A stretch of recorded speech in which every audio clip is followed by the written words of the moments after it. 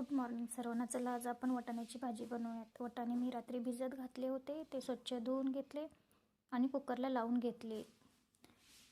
कुकरला वाटाणे होईपर्यंत चला आपण त्याची आपल्याला जी भाजीला घालायची त्याची पेस्ट घालूया. कांदा टोमॅटो पेस्ट, थोडे 2-3 काजू घातले त्यात.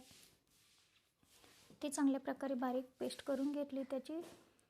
आपले वाटाणे शिजले तोपर्यंत आपण इकडे फोडणी करून घेऊया. जिरा लसणाची फोडणी केली आहे मी कढईमध्ये. त्यामध्ये उभा चिरलेला कांदा घातला आहे, तो चांगल्या प्रकारे परतून घ्यायचा आहे.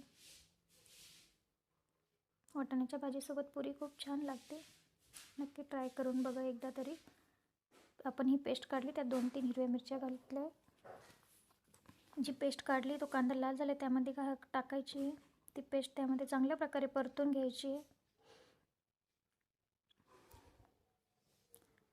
अशा प्रकारे चांगल्या प्रकारे परतून घ्यायची आपण काढलेली पेस्ट. त्यात मसाले ॲड करून घेऊयात घरगुती. अशा प्रकारे परतली ती.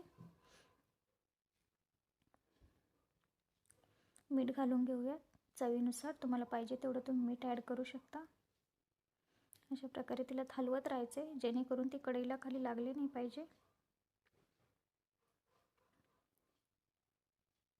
चला आता घरगुती मसाले घालून घेऊयात. अशा प्रकारे किती छान तेल सुटलं आहे त्याला. घरची शेतातल्या मिरच्यांची खूप अशी तिखट अशी मिरची बनवलेली मी घरगुती, तीच वापरते मी सहसा.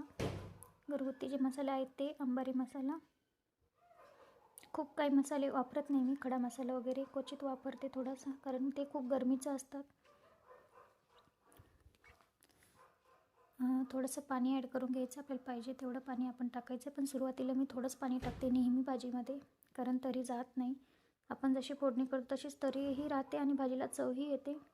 अशी उकळी आल्यानंतर पाहिजे तेवढं पाणी आपण टाकून घ्यायचं आहे आणि शिजलेले वाटाणे त्यामध्ये घालायचे. ते वाटाण्याचं पाणी फेकून नाही द्यायचं आहे. जे आपण शिजलेले वाटाण्यामध्ये पाणी तेही त्यात घालून घ्यायचं आहे. अशा प्रकारे बघा छान झाले. आता कोथिंबीर घालून घेऊयात. थोडा वेळ उकळी येईपर्यंत ठेवायचं आहे त्याला, कारण आपण वाटाणे शिजून घेतल्यामुळे गाळा झालेले होते. हे बघा आपली वाटाण्याची भाजी रेडी.